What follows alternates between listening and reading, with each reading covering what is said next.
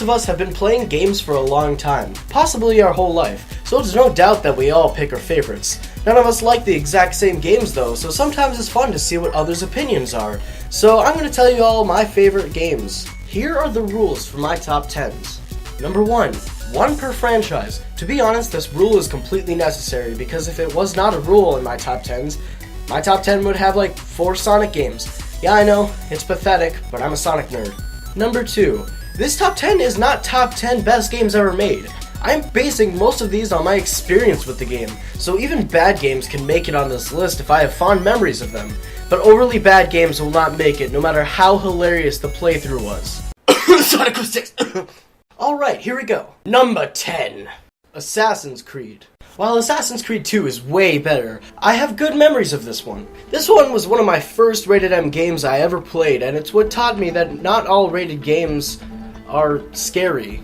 You see, when I was younger, I thought rated M meant that the game was a horror game. I was a dumb kid, but I never really got to play any games that were not Mario, Sonic, or something like that. When I first played this game, it was on PC, and I fell in love with it. I loved the story, although it was a bit hard to follow, so I had to play the game twice to fully understand it. The gameplay was like nothing I ever seen before. I never played a game that had a parkour system like that. Prince of Persia had a parkour system, but it didn't really appeal to me. I loved the atmosphere of the game too. It was so beautiful, and this game actually encouraged exploration. A lot of games seem to forget how fun it is to explore in a game like this. All in all, it's a good game, and I think it rightfully earns a spot on this top 10. Number 9. Rayman Origins and Rayman Legends. I'm putting these two together because I played them both very recently, and they're both very similar. But Jesus, these games are the best platformers I've played since Super Meat Boy. I don't so much care for the art direction, at least the way the characters look. The way Rayman smiles all the time kinda creeps me out. However, the environments are drawn beautifully. Rayman is one of the few franchises left that have a soul. These games made me feel like a kid again. There's so much charm and personality packed into these two games. And these games constantly introduce new and fun mechanics that keep the game fresh and interesting and fun from start to finish. If you're a fan of Rayman, get these games. If you're a fan of platformers, get these games. If you want a break from all the gritty, hardcore games and want something that is full of color and charm, get these games. Number 8. Super Mario Sunshine. This game gets so much mixed opinions on it. Personally, it's my favorite 3D Mario game. Mario World is better in my opinion, but I didn't grow up on that game. I didn't beat World until like 4 years ago.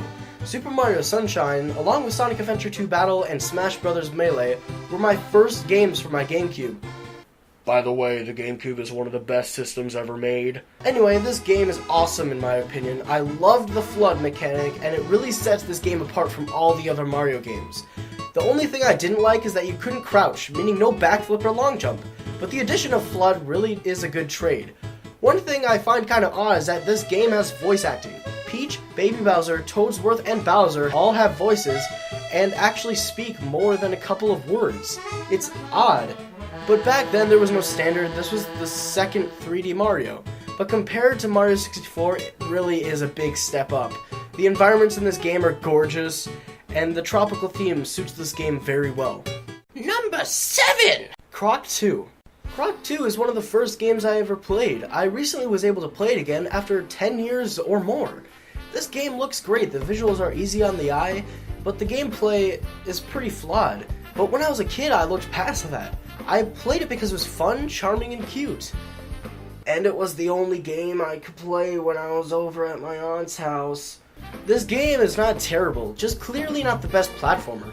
If you can deal with a bit of clunky controls, give this game a shot. Number 6! The Binding of Isaac. This game is a blast. It's a top-down dungeon crawler that reminds me a lot of Legend of Zelda. You are a little boy named Isaac.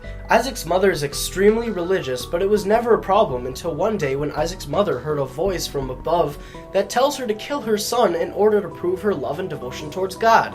Isaac overheard it all and flees into the trap door that was hidden under his rug that leads to the basement.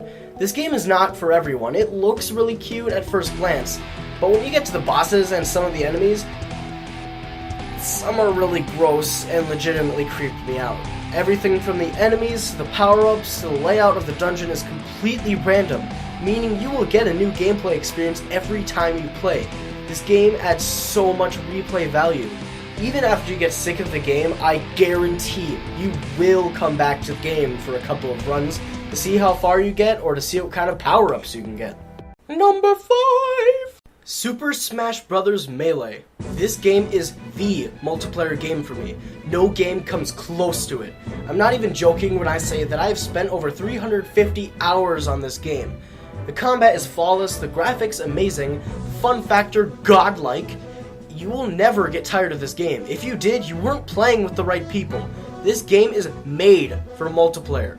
There's so many characters to choose from, most all controlled differently, but all attacks are executed in the same way with all characters, so anyone can pick up a controller and play without spending a decade trying to memorize all the combo lists and still have a hard time executing the damn moves. This game is great, in case you haven't heard about that already. I mean, who wouldn't want to be able to play as Mario and beat the shit out of Princess Toadstool? Peach. Ah, stop it! Number 4. Pokemon Crystal or Pokemon Platinum. Okay, first off, my favorite Pokemon generation is the second. Crystal has always been my favorite until I recently played Pokemon Platinum. I was so hooked, and I didn't even know why. Shut up, I know I'm breaking my own rules. It's my review, I can bend them if I want.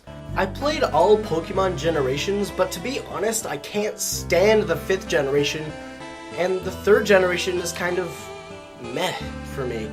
But 1st, 2nd, and 4th have stuck with me so much. Platinum was one of the first games where I replaced my starter with a different Pokemon I caught. I caught a Shinx and fell in love with it. It stuck with me throughout the entire game, and I felt a real connection with it. I don't know why, the other games never really got me to feel a connection with my Pokemon. But in Platinum, my entire team was like my family. By the end of the game, my party was Luxray, Gardevoir, Rhydon, Milotic, Garchomp, and Espeon. Sadly, I lost Platinum and all of my team, but in Pokemon X and Y, I hope it does the same as Platinum did for me. I'm really looking forward to that. Number 3. Sonic Adventure 2 Battle. It kills me to only put this game on number 3. The only reason I put this here is because recently, I came to realize that this game isn't as great as I remember it being. It's good, but not great. When I was a kid, I seriously had over 500 hours logged on into this game. For a long time, it was the only game I had. I remember trying a demo of the Dreamcast version, Sonic Adventure 2, at GameStop, and I thought it was so cool. I wanted it. But by that time, the Dreamcast was dying. But then one Christmas, a miracle happened. My sister got an Xbox, my brother got a PS2, and I got a GameCube. Along with my GameCube came Super Smash Bros. And Sonic Adventure 2 Battle. I never played Smash back then, because I had no friends. But Sonic, I played the shit out of that. I remember spending countless hours in the Chao Garden alone. My favorite Chao was Max. I remember him. He was my first Chao. He was a hero flying Chao, and he was reborn over 15 times. And he was maxed out on everything. But I lost my memory card and it broke my heart. Max was my baby. I constantly tried to replay Sonic Adventure 2 and create a new Max, but it was never the same. Number 2! Luigi's Mansion. I know, one per franchise, but I consider this game to be not part of the Mario franchise. It's not a Mario game, it's a Luigi game. Anyway, this game is amazing. It's Luigi's first game. But what about Mario's Missing? Oh, sorry, let me correct myself. It's Luigi's first game that I give a shit about, and if you liked Mario's Missing, you deserve a smack across the face. This game is filled to the brim with charm and originality. The gameplay is fun, sucking up ghosts and solving puzzles with your vacuum. The music is really good, and one of my favorite things is that Luigi will actually hum nervously along with the music if it's dark in the room, or whistle cheerfully along with the music if it's light in that room. Luigi also gains much more personality in this game than Mario ever did. Luigi is scared of almost anything and jumps really easily, but you can't really blame him. This game can actually get legitimately creepy at times, but it's no Amnesia. This game is by far the best GameCube game. Play it now! Number 1!